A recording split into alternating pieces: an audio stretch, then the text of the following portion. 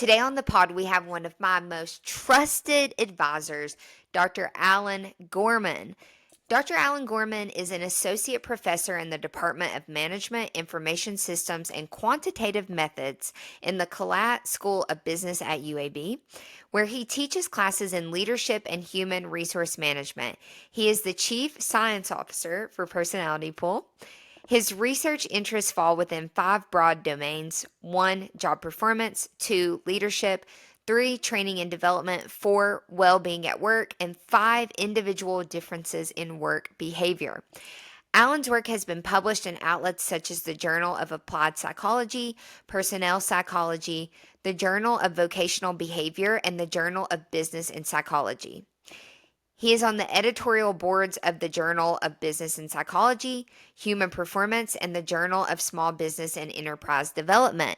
And he is a member of the Academy of Management, the Society for Human Resource Management, the Society for Industrial and Organizational Psychology, the American Psychological Association, and the Association for Psychological Science. Guys, I'm tired just reading all of the accomplishments he has. In addition, Alan has been consulting with companies on the use of video-based technologies in the recruitment and hiring process since 2012, and he published one of the first peer-reviewed validation studies of asynchronous video interviews, AVIs, in 2018. The man, the myth, the legend, Dr. Alan Gorman is on the Talent Show pod today, so let's get into it.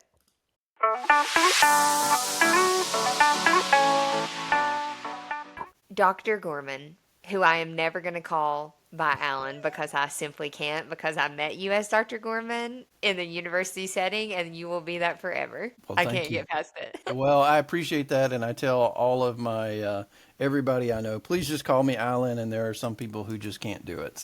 I can't. Understood. I just can't. So this is Dr. Gorman, and let me tell you, if I had a doctorate, my PhD in anything, I would be like, yeah, it's Dr. Lauren to you. So that's why I don't have one, because the arrogant people that would make you call them doctor don't get them. Exactly. The good Exactly. people get them. But I'm excited to have you on today. If anybody can tell us about human resources and human interactions in the workplace, it's you. In my mind, you're the expert. So we're honored. Well, thank you. I'm happy to be here, Lauren. Appreciate it. To kick us off, though, and we'll get into the more like nuts and bolts of how humans interact with each other in the workplace, I need to hear it can be weird, funny, generally ridiculous, whatever, just a hiring moment that stands out to you as, wow, that was kind of weird. Yeah, so one of the things that is interesting about hiring faculty members is that the entire process of when a candidate comes out to your university for the job talk and the campus visit until the time that they leave, that entire process is considered an interview, right? From the time they get there to the time they leave. You have to treat everything about that as though you are having an actual interview. So obviously you got to be careful about the things that you say or the things that you ask. Well, I was at a dinner with a group of faculty who we had brought out somebody to come to visit and they were interviewing for a faculty job, and this person will remain nameless and the university will remain nameless, but He's worked at several, okay? So I've worked don't at a even bunch. try to like put it together. I've worked at a bunch, so it's going to be really hard to nail it down. But we were at dinner, and then the waiter brought out the meals, and this particular faculty member, we were just kind of sitting there, and I was waiting to make sure everybody got their stuff. And this other faculty member said, and they're talking to the job candidate, "Oh, are you a Christian? Alan, why don't you lead us in prayer?" And I was like,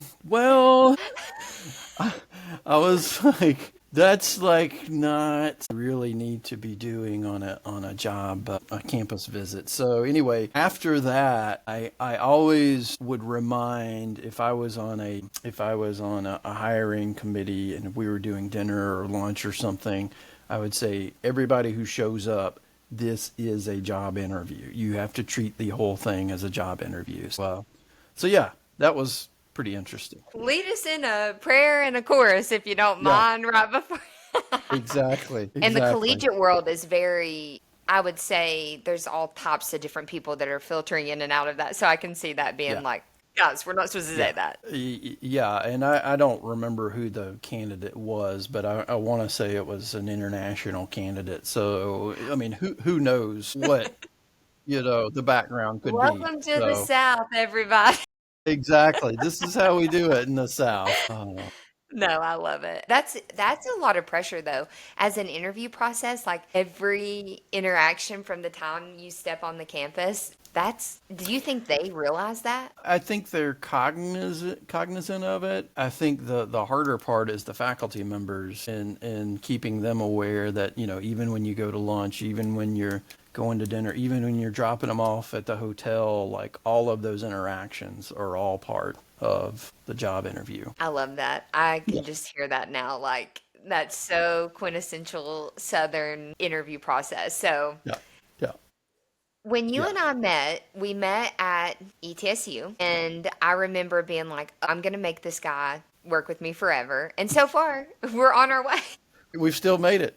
We've still made it. And you were introduced to me with all of your title and accolades. And I was putting this outline together, and I'm like, all right, I know Dr. Gorman, and I know what he does pretty much. But actually, do I know what he does 100%? Because you've taught and you've researched and you've done all these things. So, my first question is not only clarification for anybody that's listening to this, but it's for me, the person that's been working with you for many years now. Tell us, like, what actually is an organizational psychologist? Like, who are you? What do you do actually? A great question. I get that a lot, actually. An organizational psychologist in the American sense, we have a field we call industrial organizational psychology, and Okay. we shorten it to IO psychology. And that really is just psychology applied to the workplace. That could take on a wide range of different things, from job analysis to performance management to leadership to personnel selection, to all of that would fall under this rubric of IO psychology. The way that I usually tell people and the way that I think about it is, because we spend so much of our waking life at work, it eats up so much of our days and weeks, Hmm. right? And for a lot of us, that can be a really taxing and grueling thing, to spend a long part of your day every day at a place you may not necessarily like, or doing a job that you don't necessarily like. So I always think about it these days, and when I talk about IO, I say we help to make your work suck less. That's really the goal. And That's the title of your book. We yeah, make work suck less. yeah, we make work suck less because, the aspirational goal is, we want to make people's work lives be fantastic and wonderful and everything to be great. The reality is, for a lot of people, that's just not the case. And so, from my standpoint, if we can get them out of, the worst possible work situation and help work suck less, then we've done our job. So that's the way I think about IO psychology. I'm never going to forget that now. You make work suck less. That's the goal. Tagline, trademark it. That's yeah, yeah, yeah. That's the What made goal. you want to do this? Oh gosh, I knew I wanted to do psychology many years ago when I went to the University of Georgia, go Dogs, and for undergrad. And um, I back then, if you didn't know what you wanted to do, you either majored in psychology or business, and so there was just tons of people that are majoring in psych, and I've always just been really interested in human behavior and why we do what we do. But I took a couple of classes that were like clinically oriented, and I thought, oh my God, this is horrible. Like, I want nothing to do with. I don't want to be diagnosing Yeah. I people don't. all day. Yeah, I don't want. I mean, it made me like depressed and anxious just sitting through all this stuff. And then I took a class on psychological testing with a lady named Garnett Stokes at UGA, who she literally wrote the book on something called biodata, and it's using people's biographical information. Like, if you were to fill out a blank application for a job. Like if you went to a grocery store and said, give me an application. If you fill out all that stuff, you can correlate all those different things to all these different work outcomes. And she taught this psych testing course she just used all these IO examples, and I was blown away. I was like, holy cow, I did not know this was something you can do. I didn't know this was a field. I had no clue about any of that when I showed up at UGA. So then I was like, okay, this is cool. I want to keep doing this. So then I took a class in research methods from a guy named Adam Mead, and Adam is now a superstar IO professor at NC State. And he was a grad student at UGA at the time. And he taught all of his examples using IO examples in this research methods course. And I was like, this is awesome. This is what I want to do. And so I kept taking classes in it. I worked with some graduate students and some professors on some research at UGA, and I kept going to school until I could no longer go to school, and then they started calling me professor. So yeah, doing it ever since. Kept going to school until they told me I couldn't go to Yeah, school anymore. Well, I'm exactly. cracking up because the first thing that you said was, if you don't know what you want to do in college, you're going to major in psychology or business. I literally started as a psychology major and I ended with a business Yep. degree. Yep. So I'm glad that you found your way in that. And you have, I don't know how to explain this, but I'm not shocked that you gravitated towards psychology and ended up here because you have like the calming vibe. Your kids would probably be like, yeah, right. Yeah. You haven't seen what we've seen. But to me, you have that and you're like so professional and so good at this stuff. So it's like really cool to hear how you ended up here and see you. Like, I love all the, like, just watching all your research come out and your interviews and stuff. It's awesome. Well, thank you. Thank you. I enjoy doing it. And somebody asked me the other day, would I do anything differently? I'd say absolutely not. I love every day getting to do what I do. So wouldn't have it any other way. So when you are making work suck less for people, you have actually consulted with business. Like you have, I know that you teach now, but there was a point where you were helping businesses, and maybe you still do that some, solve problems in the workplace. So I'm curious, has there been any unexpected issues that you've had to solve? Or I don't know, like when you have to go in and diagnose these people and kind of fix it, or diagnose these companies, what does that normally look like? Yeah. So I've had my foot in the consulting world ever since I got my PhD, and I'm I stay fairly busy with it here and there. But the big thing, I haven't dealt with anything like weird or out of the ordinary, but the biggest thing I see is that organizations bring in consultants and there's usually some sort of problem that they think is happening and they want the consultants to tell them what the problem is. And I feel like most of the time they already know what the problem is, but they want us to tell them, and it makes them feel better when a consultant tells you what the problem is. But I find that the biggest issue is the people who bring you in to solve the problem usually are part of the ones who are creating the problem, right? And it usually comes from leadership and management in terms of poor leadership, ineffective management, and they want you to go and talk to the workforce and help them figure out what the problem is, and then you talk to the workforce and you come back and then you say, hey,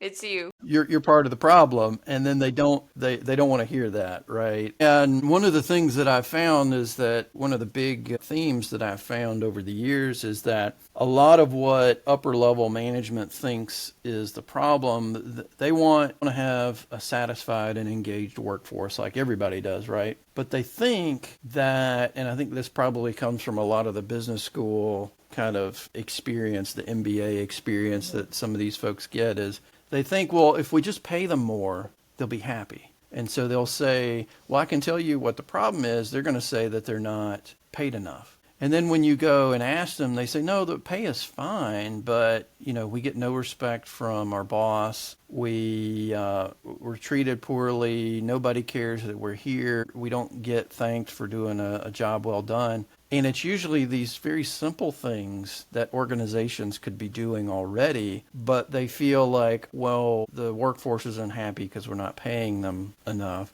And, when I do surveys, I usually find most of the people are okay with their pay.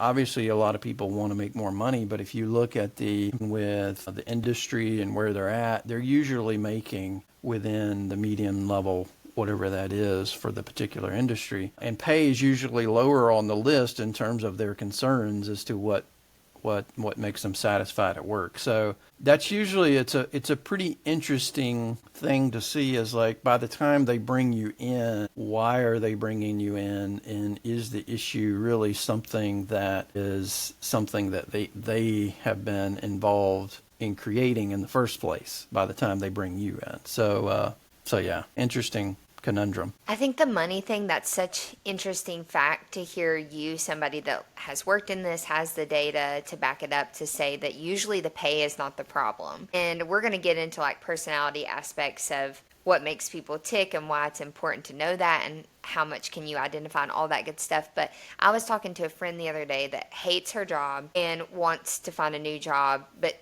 anyways, some of the opportunities that have been presented to her were lateral moves, but a substantial amount of money increase. And she hasn't taken any of those because we've talked, and I've toyed back and forth, and we both end up landing on, there's not a price that can be put on happiness in the workplace. And I know that sounds like corny or cheesy for a lot of people, like work's not for fun. Well, it's not gotta be fun per se, Right. but you have to have some sort of fulfillment while you're there, or it doesn't matter what price tag you put on it, you're going to be miserable. And I thought, is that just a me and her thing because we want flexibility?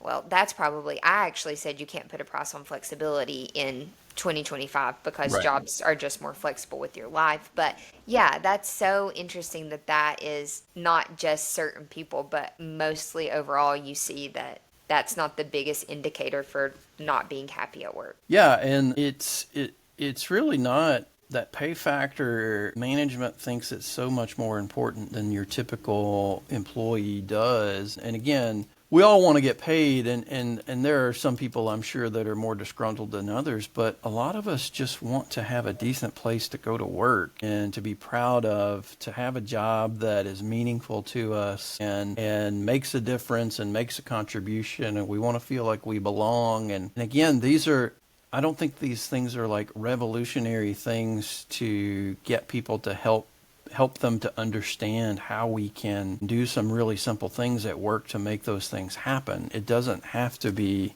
a gigantic, cultural shift. There's little things we can do in the workplace to make those levels of satisfaction move over time. I think we'll get into that too when we talk about like personality. You're an advisor for Personality Pool. You've been right beside of us through all of our iterations and have been such a good person for us to consult with on just all of these different behavioral and personality and how do you make people enjoy work and what correlates to that. And so I think all of these things that you're saying, I'll lead into the question of, I want to get into talking about how important it is to know personality types when you're hiring them and bringing them into your workplace. But I think what you're ultimately saying, and that is a good takeaway for people, is that it's less about the money, air quotes if you're just listening, because the money is an important factor. But people want to be known and seen and appreciated. And I think that's just like the essence of the work, like that would fix so many problems, but also in the interview process, how important it is to make sure that you are doing things to make people feel known, seen, appreciated from the very beginning. Because if you're a company that doesn't really value people for who they are and give them a place to kind of fit and have all these like basic, what I would say basic work needs met, you need to see that early on, because if this is a person that needs community in work and impact and certain things, like there's just so many different things that you need to do in the interview process to make sure that you're picking the right people that fit into whatever culture that you're creating, for the better or worse. But how much do you think people can actually learn about somebody's personality in an interview, and what are practical ways that you could and you don't have to do a personality pool commercial use a personality pool, but just generally speaking, how do you fit personality into that interview process and into your company's culture as a whole? Like, what are some steps people could take? Yeah, that's a good question. I mean, I think the importance of personality comes down to the importance of personality in the job that you're hiring for, right? What, the question comes down to, how important is personality? And my response is always important to what? Right. What is your standard? What is your comparison that you're trying to evaluate? Right. So when we're thinking about personality in terms of is it important to the workplace, we've got decades of research that says yes. But what is it that you want personality to be influencing? So is it a customer facing role that a customer has to be able to see that kind of personality that's coming through in terms of their job performance and what it is they need to be doing as part of their role? In that case, personality is incredibly important, right? It's very important to be able to see that kind of personality. If their job or whatever it is they're going to be doing is relatively straightforward and requires literally only technical skill that the variability in personality doesn't matter, then I would say personality is probably not going to make that much of a difference in that kind of situation. So the question is personality to do what? So personality to effectively show behaviors that are important to the job, that are then important to the company in terms of what they're trying to do. That all comes back to, and this is where my IO nerd hat, I just got done teaching a class in IO.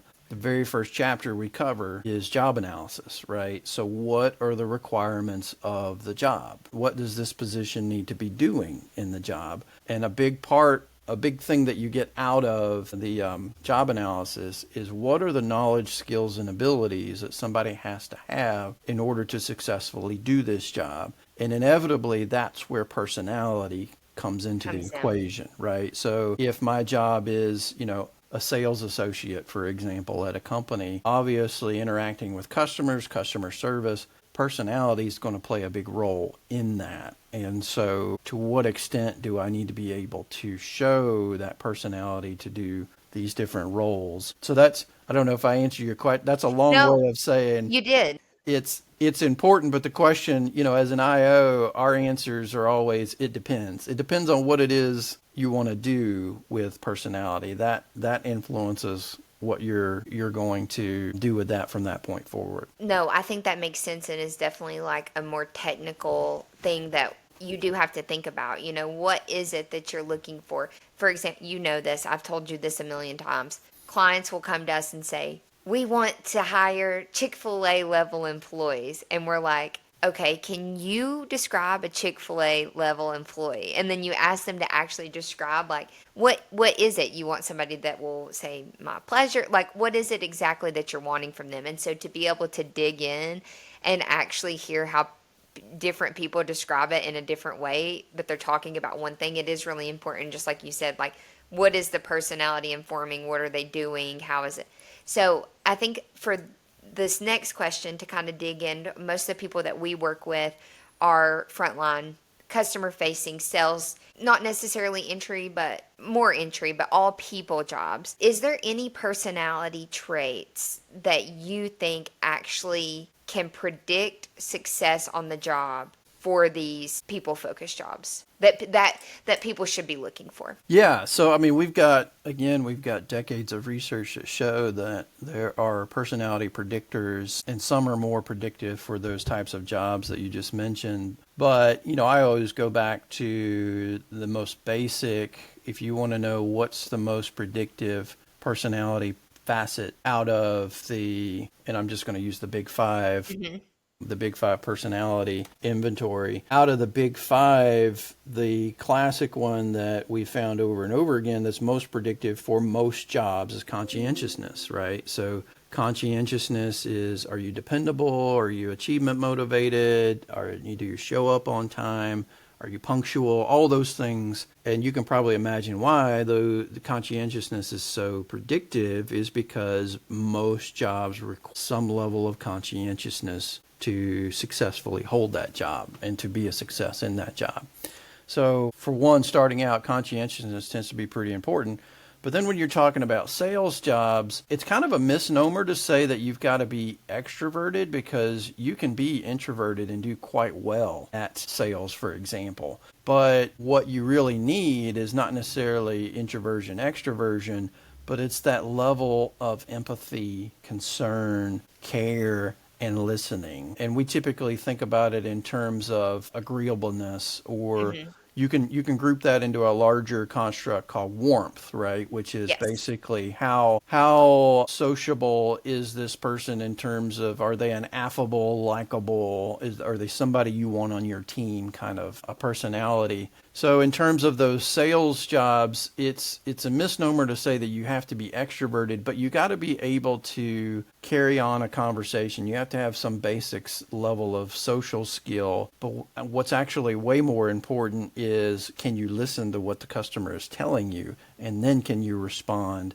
based upon their concerns, right? And that's not always, apologies to my extroverted friends, that's not always the extroverts who are doing that. Very often they're the ones who are thinking out loud before they start listening to other people. The I guess my response would be, it's way more important to me thinking about the agreeableness dimension, or what we would call warmth, as something that's more predictive for those customer facing roles. I think that is something that is going to shock people, because when you think about a salesperson, you do always think about somebody that's real eccentric. I was a salesperson, okay? I can call my people eccentric, but it is such, like, even doing this podcast, I'm like, I want to hear my voice as minimal as possible. Do you know Hmm. how hard that is for me? Yeah.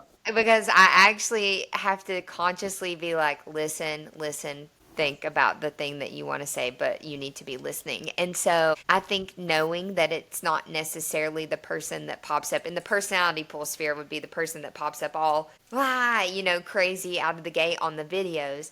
But it is the thought behind the answers. And I think we try to bottle up warmth all the time. You and I talk about that all the time, because that really is what people are looking for in most cases with the industries that we serve. So, one thing that we're working on is, how do you measure warmth more accurately that you can streamline a bit? And we just implemented the Big Five personality system into some of the data that we measure. So, people have asked me about this, and I know that the Big Five is science backed. But a lot of people don't know that, and they want to think about like the Myers-Briggs testing and all these different personality tests that maybe don't necessarily have the same backing. Like, all personality assessments are not built equal, I guess is what I'm trying to say. So would you say, this is a bonus question, I didn't have this on the outline, that the Big Five is probably the one that you should lean on the most when it comes to hiring? So I'm going to put on my IO hat again. When we're talking about hiring or selection or recruitment, all of those things are job decisions. They're personnel decisions about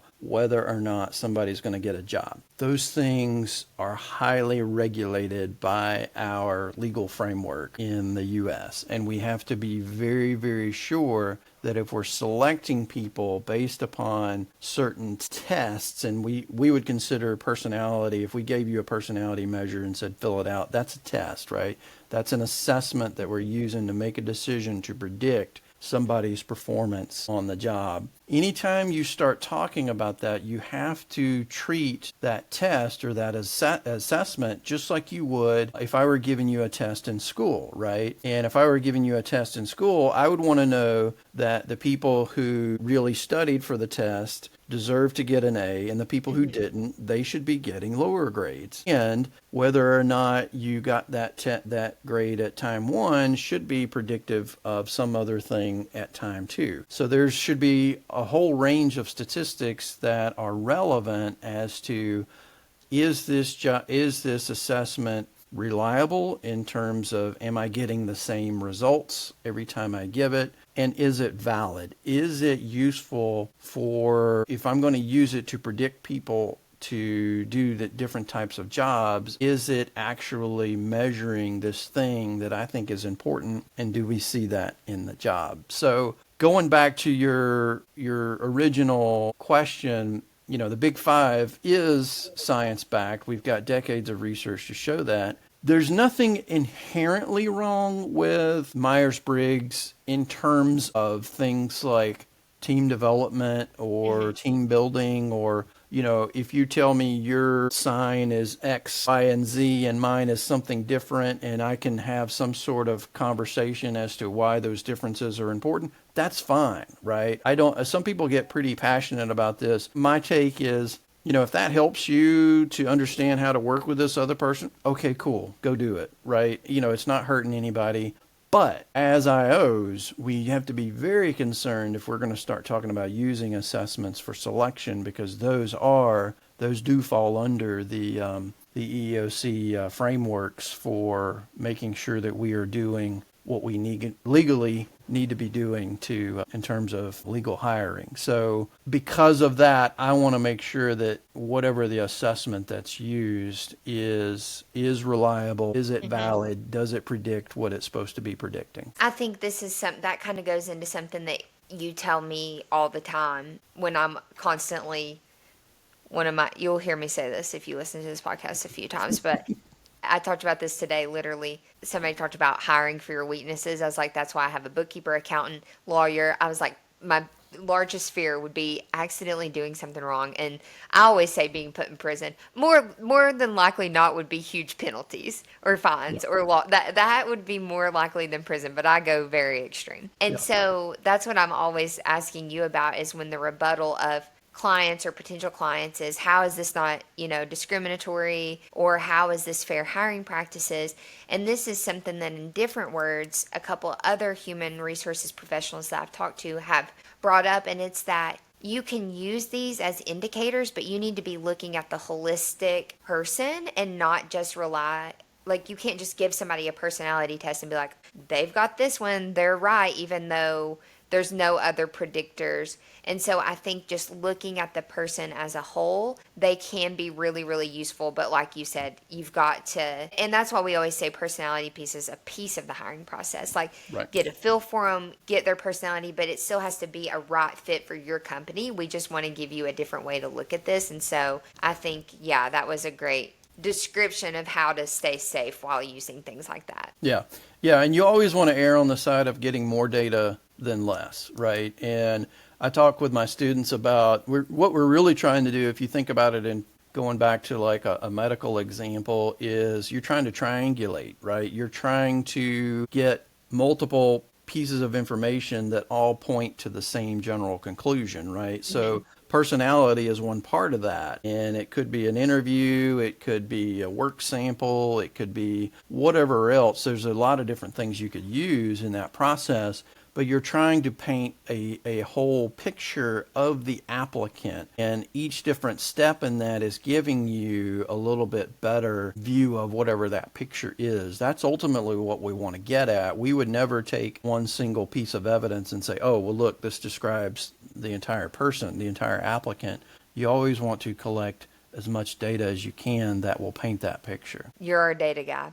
Yeah. There's a reason we keep you around. You keep us honest. So for anybody listening, this is why we stay in compliance. No, I'm just kidding. I wouldn't put all that pressure on you, but he does help us a lot with that. This is like a bit of a different note than what we've been talking about. But when companies talk about having a good culture, do you think that what company culture is supposed to be, or people view it as something that it may be a bit like misunderstood on what company culture actually even means? Because people say, we want to create a great company culture, or we have a great company culture, and they're so like, what they think maybe that might equate to having your core values on your website.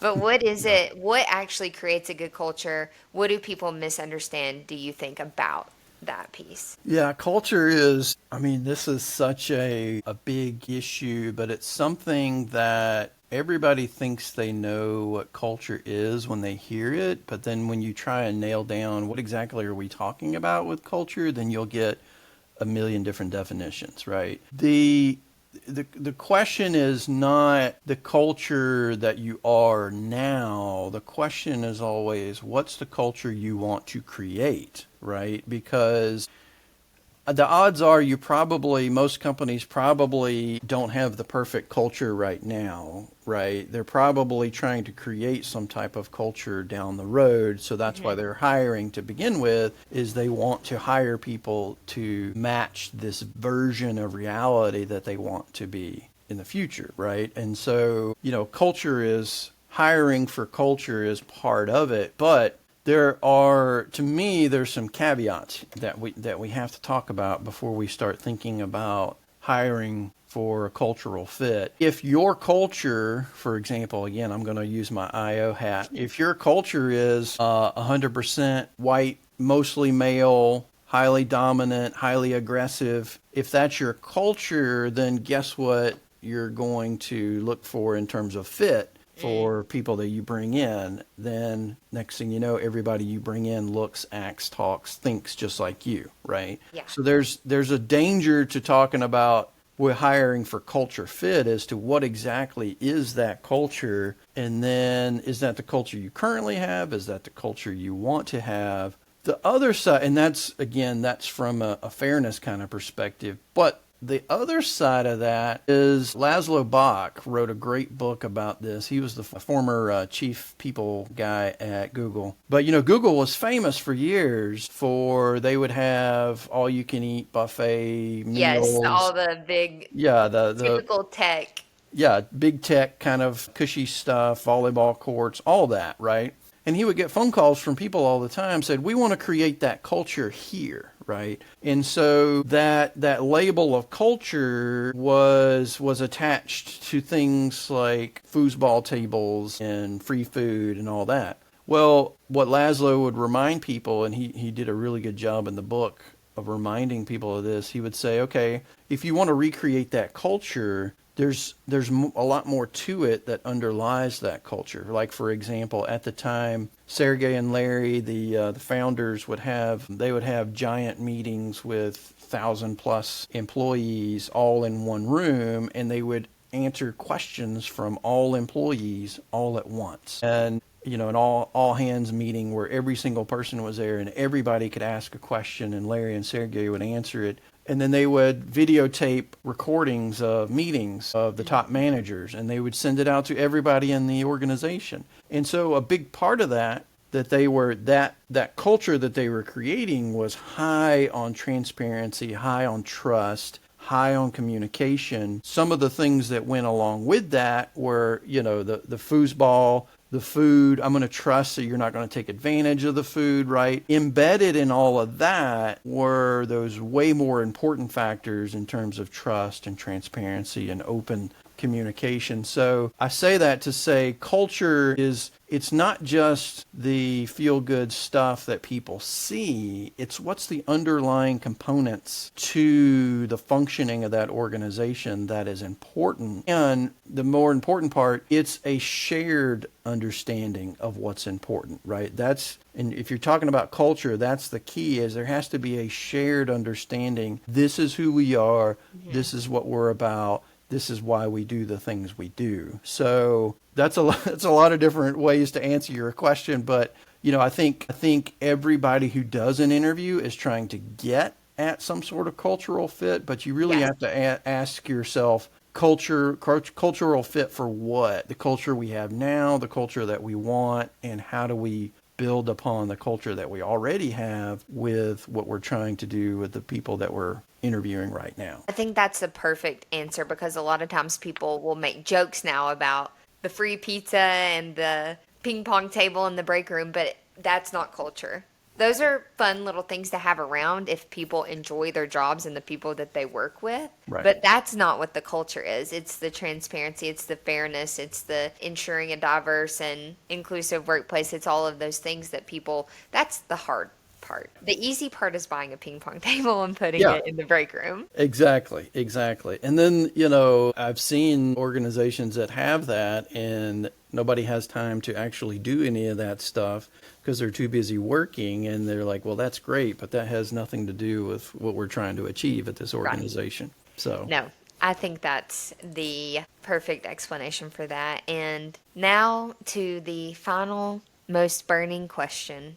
when it comes to hiring. As somebody that is legally bound to be a rule follower in hiring and personnel selection, what's your take on video screening? Why are people scared of it? Why shouldn't they be? How can you safely implement a tool like Personality Pool into your hiring process? Because it's a hot button. Like, Yeah. people are either really, really for it or really, really scared of it. Yeah, it is a hot button issue, and I've heard arguments on both sides. I mean, from a scientific standpoint, you can when you use video-based screening tools, you get a wealth of data that you can use to make decisions, right? And we've talked about the importance of those of the data. I think what scares people is the possibility for using information for discriminatory or unfair practices, right? For example, we can get a wealth of information in terms of what people look like and their facial features and all those things, which can lead to biased